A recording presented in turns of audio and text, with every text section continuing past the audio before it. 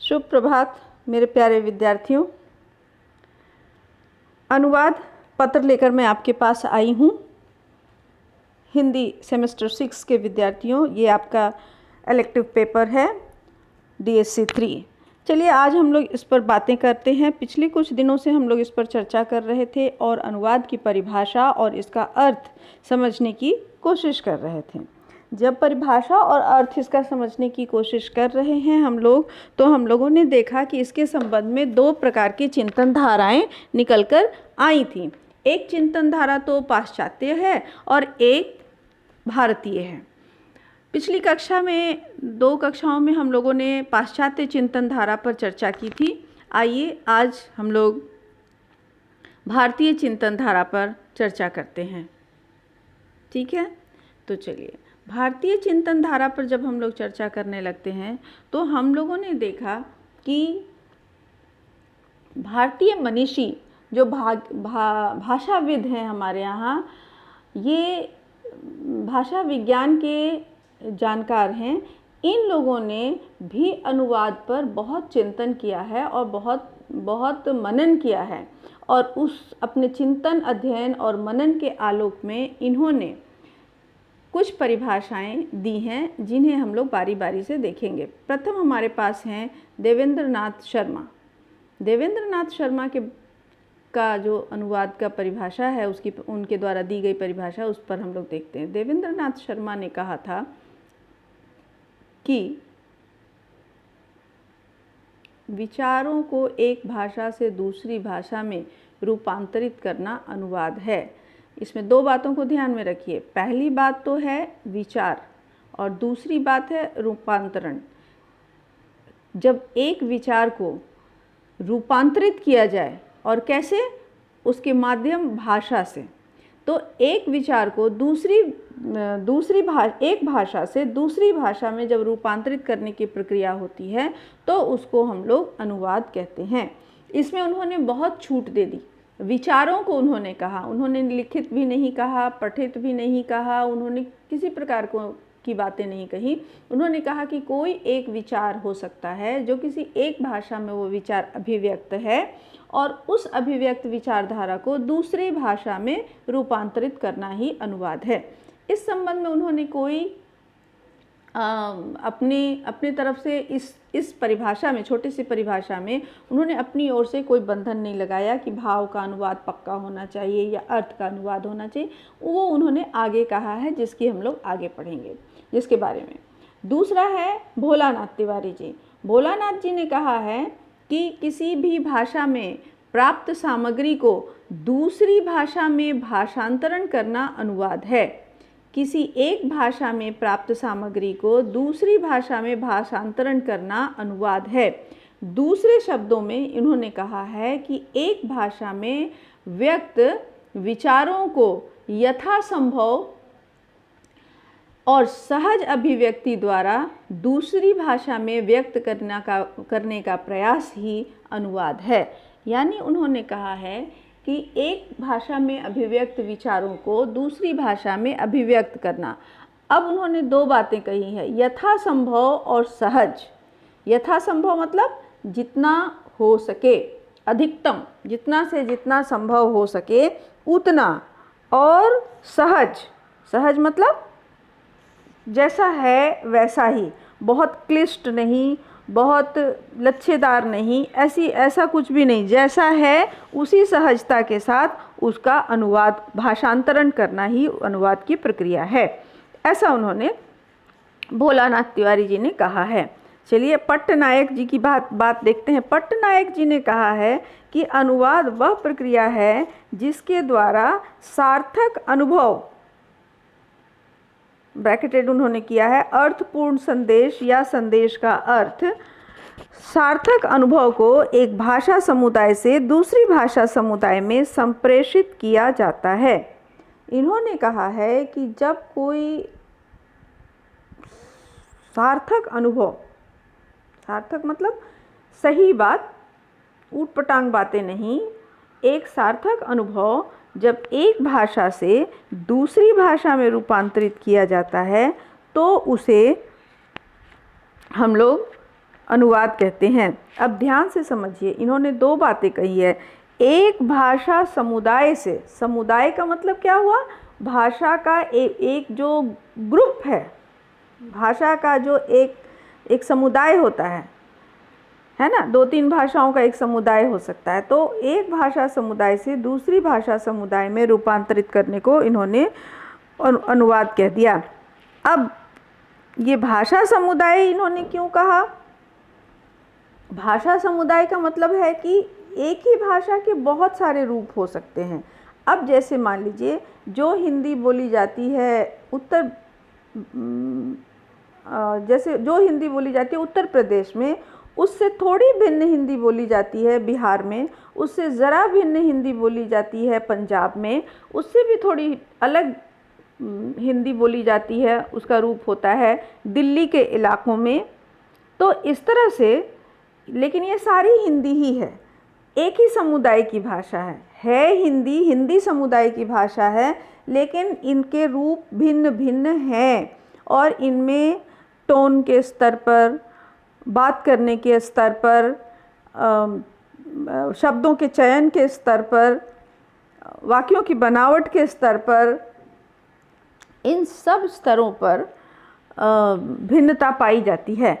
तो इस पूरी भिन्नता को ध्यान में रखते हुए, इन सारी भिन्नताओं को ध्यान में रखते हुए उन्होंने भाषा को एक समुदाय की तरह समझा है और तब उन्होंने कहा है कि किसी एक भाषा समुदाय से दूसरी भाषा समुदाय में संप्रेषित किया जाता है।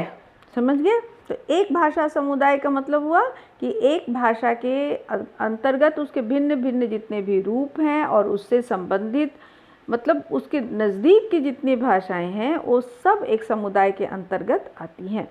तो पट्टनायक जी का ज़रा सा और इन्होंने इसको संकीर्ण बना दिया, ज़रा सा, या यूँ कहिए कि इसको ज़रा और सख्त इन्होंने बना दिया। तो एक भाषा समुदाय से दूसरी भाषा समुदाय में संप्रेषित करने को इन्होंने कहा कि अनुवाद है। अब अगला देखते हैं, विनोद गोदरे। विनोद गोदरे जी ने कहा है कि अनुवाद स्रोत भाषा में अभिव्यक्त विचार या अथवा स्रोत भाषा में अभिव्यक्त विचार अथवा व्यक्त अथवा रचना अथवा सूचना साहित्य को यथासंभव मूल भावना के समानांतर बोध एवं संप्रेषण के धरातल पर लक्ष्य भाषा में अभिव्यक्त करने की प्रक्रिया है। विनोद गोदरे जी ने इसको थोड़ा ज़्यादा मुश्किल बना दिया है, इसको समझना पड़ेगा। देखिए इन्होंने जो जो बातें कही हैं उसको समझना पड़ेगा। इन्होंने कहा है कि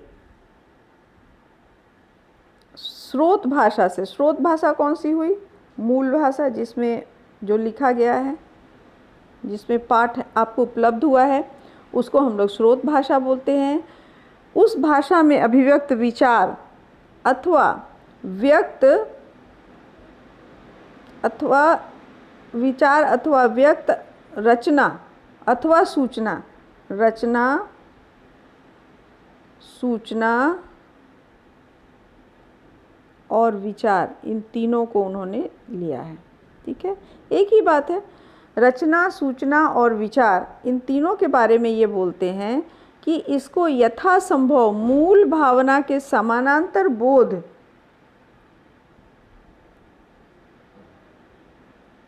एवं संप्रेषण के धरातल पर लक्ष्य भाषा में अभिव्यक्त करने की प्रक्रिया है।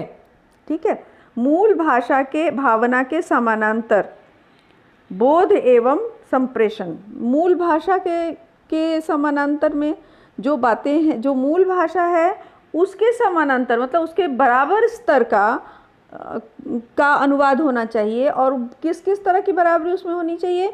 उसमें होनी चाहिए बोध और संप्रेषण, यानी जो बातें कहनी चाहते हैं उसका संप्रेषणीयता बराबर होनी चाहिए और उसके भीतर का जो अर्थ है वह अर्थ भी वही होना चाहिए जो मूल भाषा का रचनाकार कहना चाहता है। ठीक है, उसमें कोई परिवर्तन नहीं होना चाहिए। तो इस बात को बिल्कुल ध्यान में रखना होगा। ये तो सही बात है कि अनुवाद की प्रक्रिया में जो सबसे अधिक सावधानी जिस बात पर बरतनी होगी वह है भाव और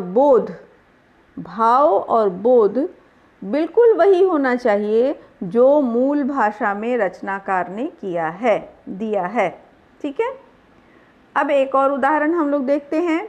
ये हैं रीता रानी पालीवाल। रीता रानी पालीवाल ने कहा है कि स्रोत भाषा में व्यक्त प्रतीक व्यवस्था को लक्ष्य भाषा की सहज प्रतीक व्यवस्था में रूपांतरित करने का कार्य अनुवाद है। फिर से सुनिए, स्रोत भाषा में व्यक्त प्रतीक व्यवस्था को लक्ष्य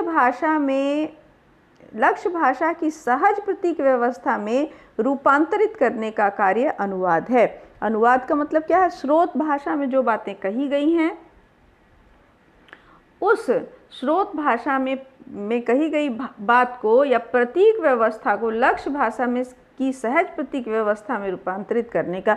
अब प्रतीक व्यवस्था क्या है, ये आपके लिए एक प्रश्न हो सकता है। मेरे विद्यार्थियों, प्रतीक क्या है ये आपको पहले पढ़ाई हो चुकी होगी, जब ध्वनि और लिपि ये सब पढ़ाई हो रही होगी तब आपको इसका परिचय प्राप्त हुआ होगा। फिर भी मैं आपको बता देती हूँ कि प्रतीक क्या होता है। मैं अभी भी आपको बताने की कोशिश करती हूँ। देखिए, प्रतीक का मतलब होता है, सबसे पहले समझिए कि भाषा की जो आधारभूत इकाई है वो क्या होती है? वह होती है ध्वनि। ठीक है। ध्वनि अ आ ई अ आ हो सकती है, क ख हो सकता है। ठीक है, ये सब ध्वनियाँ हैं। ठीक है। अब ये ध्वनि ये हमारे मुंह से निकलती है, तो ये ध्वनि है। अब हम क्या करते हैं, अब मान लीजिए कि मेरे मुंह से एक ध्वनि निकली अ। अब इस अ ध्वनि को एक ऐसा हमको कोड देना है, एक ऐसा प्रतीक देना है जिसको आप भी समझिए कि हम यही कहना चाहते हैं। तो हमने हिंदी में इसको ऐसे लिखा। ठीक है। अंग्रेजी वालों ने इस अ को ऐसे लिखा। ठीक है। उर्दू वाले ने ऐसे लिखा, अलिफ। तो क्या हुआ कि अब हिंदी में अ का प्रतीक ये हुआ, अंग्रेजी में अ का प्रतीक ये हुआ, उर्दू में अ का प्रतीक ये हुआ। तो आपने समझ लिया कि मैं क्या बात बोल रही हूँ। यानी जब किसी ध्वनि को हम किसी लिपि में बांधते हैं तो वह लिपि ही उसका प्रतीक होता है। यानी प्रतीक को यदि प्रतीक की पूरी व्यवस्था का मतलब है कि लिपि, किसी भाषा की लिपि। हमने हिंदी में ब बोला, अंग्रेजी में ब बोलने के लिए हम ऐसे लिखते हैं। ठीक है। किसी और भाषा में ब बोलने के लिए हम कुछ और लिखते हैं। तो ब का प्रतीक चिन्ह हिंदी में ये हुआ, अंग्रेजी में ये हुआ ना। तो इसको हम लोगों ने क्या कहा, इसको हम लोगों ने कहा कि ये प्रतीक व्यवस्था है। अब व्यवस्था क्या हुआ, हमारी व्यवस्था है कि हम अ आ ई ये के ऐसी एक व्यवस्था है। इसके बाद हम क से लेके ख ऐसे करके हम अंग तक जाते हैं। फिर हम क्या करते हैं, फिर हम च से लेके ऐसे हम लोग लेकर के चलते हैं। अंग्रेजी में क्या होती है व्यवस्था, क्या है, A B C D E F G, इस तरह से ये एक सिलसिले से लेते चलते हैं। हमारे यहाँ की व्यवस्था में हम क्या करते हैं, 5-5 का 5-5 का 5-5 का हिंदी में बोलते हैं। अंग्रेजी में क्या है, एक ए से लेकर के, अंग्रेजी में हम लोगों ने क्या किया है, ए से लेकर के जेड तक हम लोगों ने किया है। जिन्होंने भी जिसकी भी भाषा अंग्रेजी है उन्होंने इस तरह से उसकी रूप को माना है। तो इस तरह से हम लोगों ने